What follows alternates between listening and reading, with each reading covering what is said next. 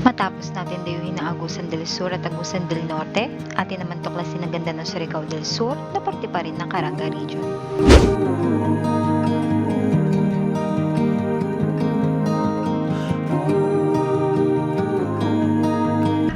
So, dito kami sa Britania, Surigao del Sur. With your hand on your heart, please tell me which way to go, 'cause I sure don't know. One piece in hand is a start, but it's a mighty puzzle to lay.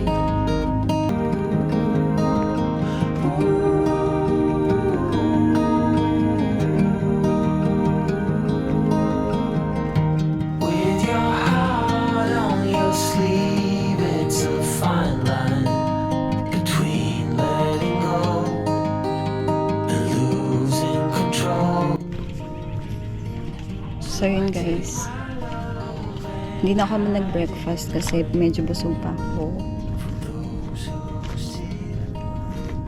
So ayun yung sunrise.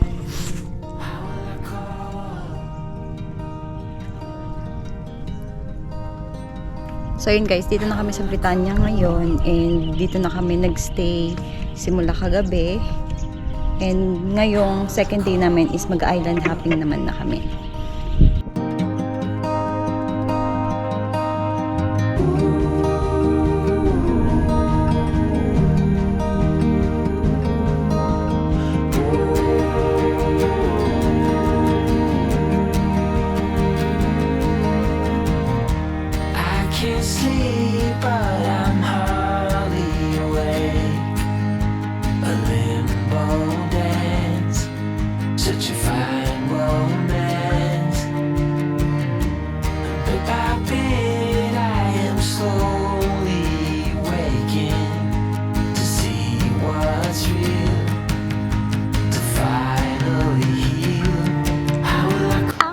Group of Islands ay isang kumpol ng mga isla na matatagpuan sa San Agustin, Surigao del Sur.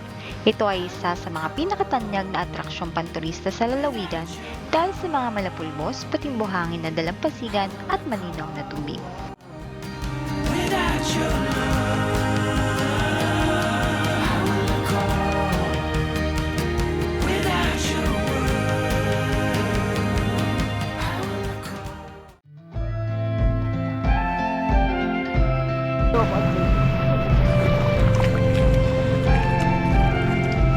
Ang Hagonoy Island ay isa sa mga isla sa Britania Group of Islands sa Surigao del Sur.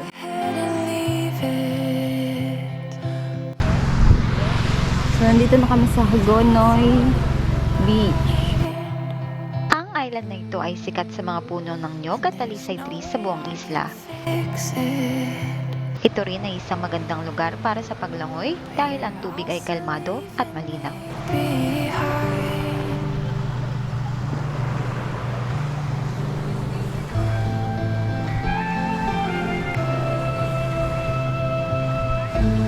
This is highly recommended for nature lovers and for those who simply love clear, blue waters and fine white sand.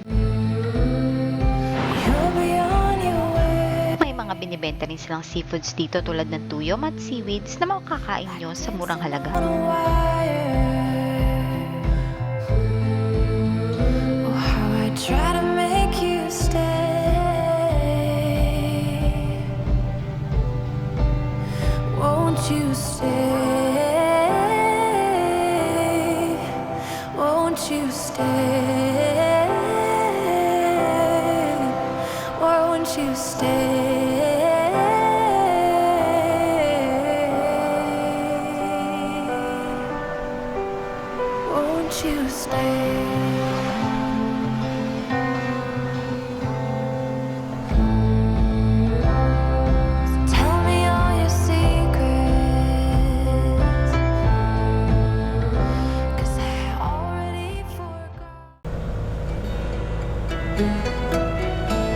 Next stop, Naked Island.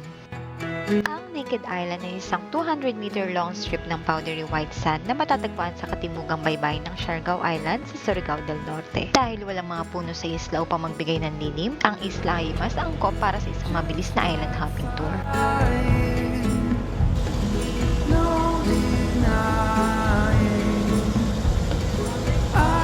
Next stop, Hiyor-hiyoran Island. Ang Hiyor-hiyoran Island ay isa pang nakakamanghang isla sa Britania Group of Islands sa Surigao del Sur. Katulad ng mga iba pang isla, mayroon ding itong mga pinong puting buhangin na dalampasigan, kristal na malinaw na tubig at napakarilag na limestone formation.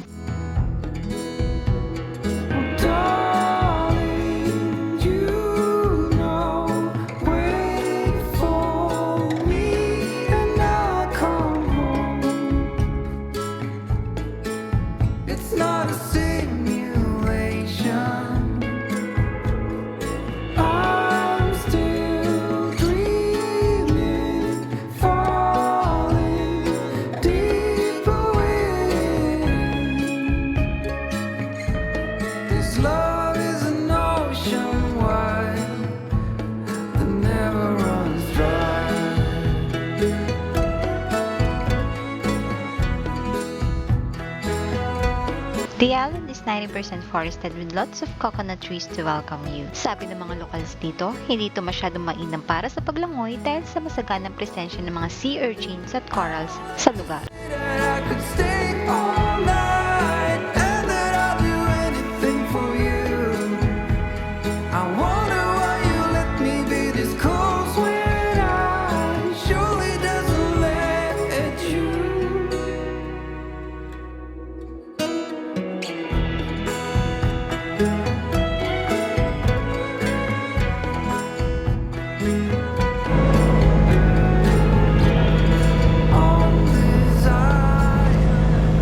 Last stop for our Britania Island hopping, Boslon Island. I would be up waiting for you if you had to leave. Ang Boslon Island ay ang pinakamalaki sa lahat ng mga isla. Nagtatampok ito ng mahabang pinong-puting buhangin at mga limestone cliffs. Ito ay minarkahan ng isang krus at isang estatwa ng Birheng Maria sa kabilang side. Love is real. Maybe we should hurry up and seal the deal.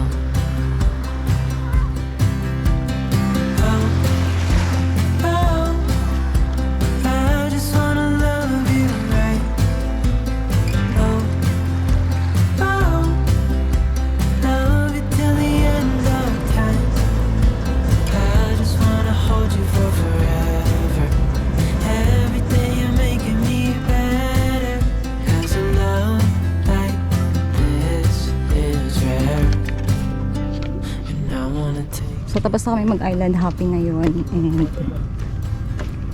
dito na kami ulit sa akom namin. I would give it all away to do it all again.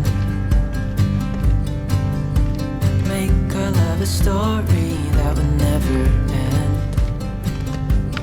Never thought I'd feel so alive. Next stop, Enchanted River in Hinatuan, Surigao del Sur.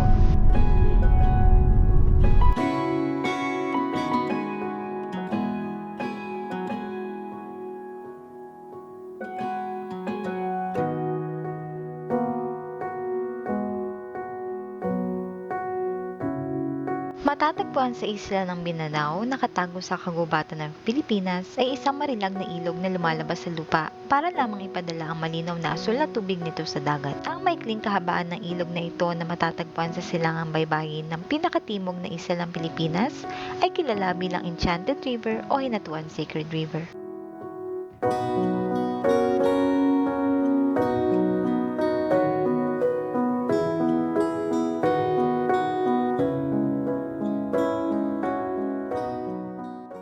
Fish feeding is shown to the public as a cultural segment.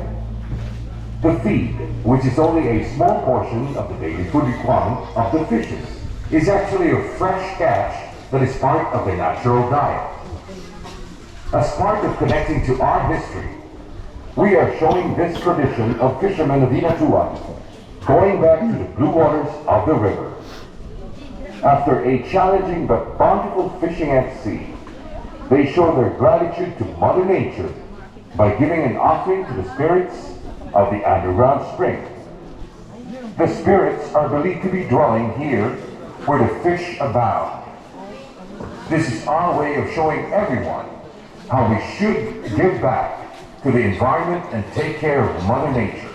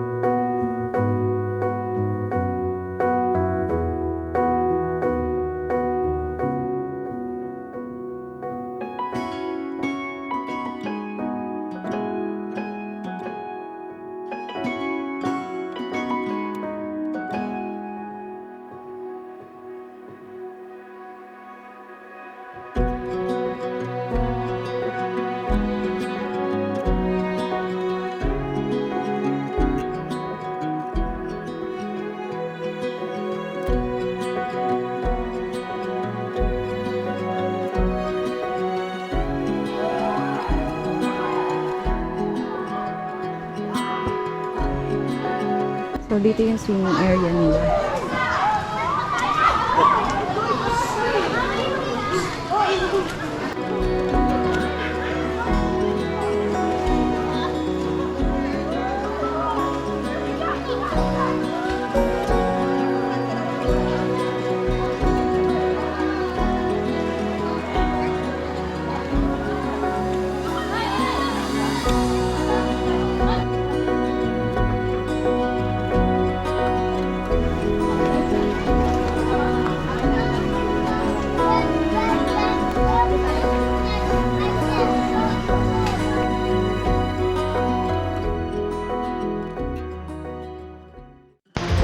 Last stop in Surigao del Sur, Tinuy-an Falls.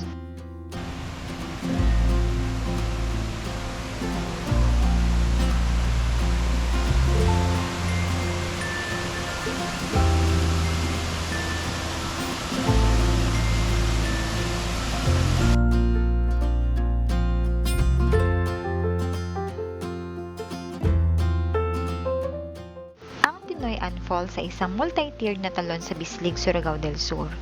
Ito ay may 90 feet meters wide and 55 meters or 180 feet high, touted as the Little Niagara Falls of the Philippines. Ito rin ay sinasabing pinakamalawak na talon sa Pilipinas.